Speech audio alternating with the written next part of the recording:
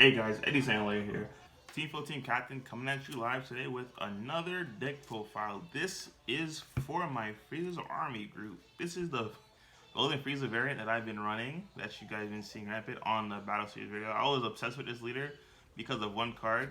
I either wanted to play it with this leader, with Starter Coup, only to abuse the ability to untap 2 and keep doing it multiple times a turn. But with this leader, it just seems so much better because you can do it twice. Like on your awakening turn, if you could hold it, you could just untap the 1 and then flip it over and then draw 2 and then untap the 2. So it's just added with this, just seems so much better than Starter Q. So let's get into the deck profile. You guys know what Golden Frieza already does. On the front side, you sack up a Frieza army, you untap 1 energy first, then you draw a card. Don't draw the card first because you can get shark, because it says choose up to 1 energy, untap it, then draw the card. So make sure you untap your energy first. And technically, it's not really sharking my opponent because I'm playing dual colors. So yes, it's kind of me cheating if I draw the card first. So backside is the same thing. Awakening, you draw 2, and then you sack off 1 battle card. Choose up to 2 energies on top, and then you draw a card. So make sure you do that in order, guys. Don't ever forget. I played a 1-of Secret Rare. Cold Bloodlust. Everyone knows it's a Secret Rare. This guy is just insanely godly. So I played a 1. The next 2 cards, I don't see a lot of people running it, but I play it because I don't really like to waste my attacks to clear battle cards. So I do take in 2 Death Balls. The 2 Death Balls, it's not only for clearing battle cards, it's also for putting pressure on your leader, because this gives my leader 15k attack. So I'll rip just 1 of these, gives it 30k.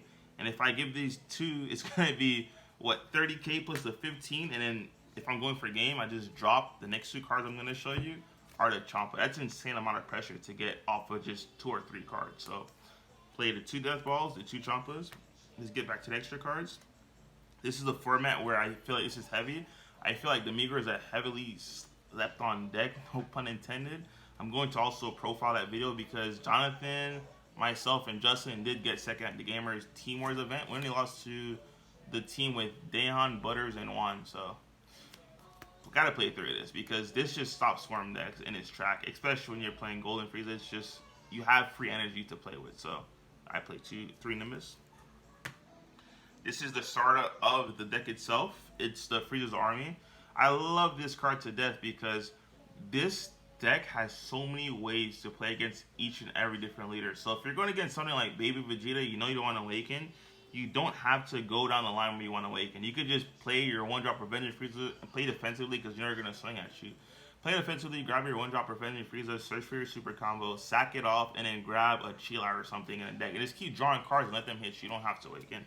But if you're playing against those decks that don't want to awaken you, or you maybe want to awaken yourself to just put the extra damage in, you play 4 of this. Because if you want to awaken, this is going to be the main target of your Frieza's call.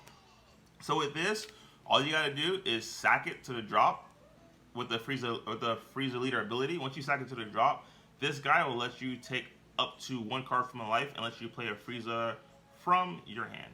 So it is pretty good. And the Frieza you usually play with if you want to awaken with this is gonna be this bad boy. The reason why you don't want to play the 1-drop Avenger Frieza if you have it in hand is because your leader, after he sacks this off, will untap the energy. So you'll have the yellow energy to play with, and this will allow you to see another card from your life, because you can't play it anyway, because turn 1 you'd probably have yellow charge. So I play 4 of these bad boys.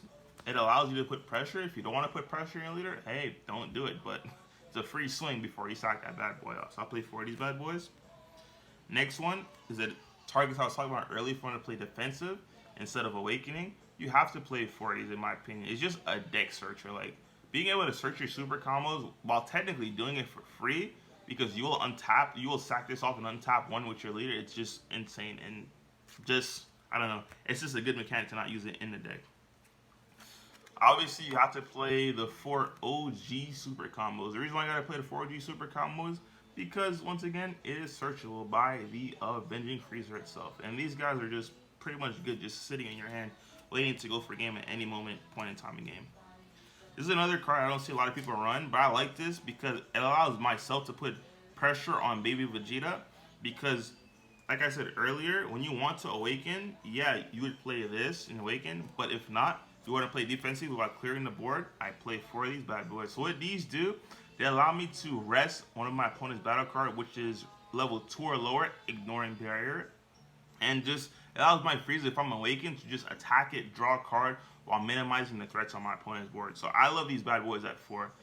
You can play these at 3 and then play these at 3, but I decided to play these at 4 because in my area, this is just rampant with Baby Vegeta cards, like, and that Dr. Mew and Baby. What I would do is just rest the red one. You don't want to rest the yellow one, because if you rest the yellow one, they're just gonna hard cast it again. But if you rest the red one, all you have to do is maybe negate the first one and force them to, when you attack again, they have to come out the second one, the yellow one, in order to use it again. So that's why I play 4 of these bad boys. It allows me to clear pressure. Now I play 2 of these just for any random matchups like Green Broly, which I still think is a deck. Make sure you check out that deck profile, as I will have it uploaded. The U6 matchup, and also it's going to be the Apoco Ape, because Apoco Ape is pretty much a problem for this deck. It does remove anything 20k. The first thing you summon essentially is pretty much dead. But with this, you summon it, don't forget, turn players auto go first. So I'll just negate the ability of the Apoco Ape, and it just sits there for the turn. So I played 2 of these. Next card is another card you could use as an option for Frieza's army. If you don't want to play offensively, you can play defensively and just build up your hand. Is going to be the bad boys Chilai. So Chilai, all it does, it's a card. You draw a card and you play it. And then this is not a once per turn card. So as long as you control your energy and you manipulate it perfectly, you can do Chilai's ability as many times if you want. Don't forget, guys, I do this multiple times and people will always read the card and think it's once per turn. It's not once per turn, guys.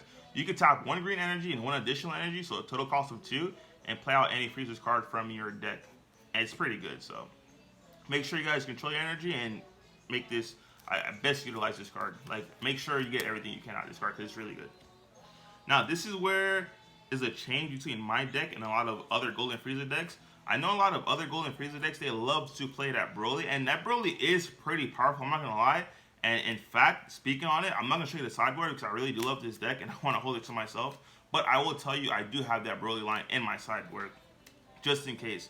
But guys, I just love this for the energy manipulation.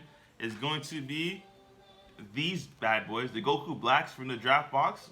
Pretty much what happens is, on attack, on activate battle, you could tap 2, bring this guy in, and then KO something that's 10k or less. And then the biggest point that I have with this, you can tap 3 energy to bring in the next 4 cards. These bad boys. Like, this is an pretty much, you can't KO this guy. I just can't describe. Like, this guy brings out insane amount of pressure. It's indestructible. It's a 25 double K. Like, I want to say this is the MVP if Bloodlust isn't in the deck. This is just insane. So when you play this card for 3, mind you, when you play this card, you can choose either 2 cards from the opponent's board or 2 cards from your hand and just send it to drop. And that is just insane amount of pressure considering it's indestructible. So I just literally get a free swing out of this. It's most likely going to get you 3 cards that turn because they're going to have to negate this. It's a 25k base double strike. And being in Wrestle, the only way you can KO this or get rid of it off the board besides Zeno is you have to reduce this to 0, which is going to be pretty hard in my opinion. And not only that, with the Golden Frieza Leader, if you manipulate your abilities just right, you can go back and watch in my Death Battle series. Bro, you can play this card multiple times. As long as you have the 3 energy to do it, you're good to go. And not only that, once you use this ability to tap 3, you want to make sure you have one of these charged in your energy. The reason being is because once you hit your opponent's main phase, because you use this ability to tap 3 and bring out the Zamasu, bring out this bad boy, once your opponent's main phase hits, if you have a green energy in your energy, you get to untap it for free.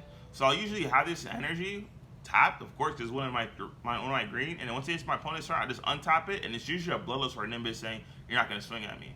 And the reason why you want to do that is because you want to hold on to Bloodlust because you have to protect this guy. This guy has to be, if you could protect this guy with Bloodlust and Nimbus, make sure they can't swing at this. You never swing at this, period. Make sure they can't swing at this, like put in Wrestle or whatever it is, or Bloodlust, whatever threats are coming to it, you're golden.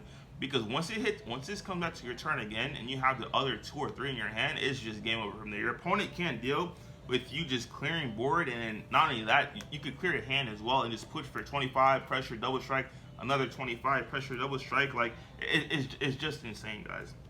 And going second, If you lose a die roll, unfortunately, you know there's no way you can get to this. It's the next 4 cards I showed you. I just play with this. Like, you have 2 bosses. You just have to assess the situation, guys. It's either you're in a good situation where you could abuse this package, the Goku Black and the Zamasu, and just push for insane amount of damage and pressure against your opponent, or you just say scrap it and you put this guy as your boss monster. That's why I love this deck. The versatility for you to swap your boss monster is just insane in my opinion. So that was it for the deck profile. If you guys have any questions, comments, or concern, please leave it in the comment section below. If you guys want to see more videos with this, or you guys want me to see more videos with the Mega Frieza deck that I had, just leave that in the comment section below too. See you guys later. Take it easy.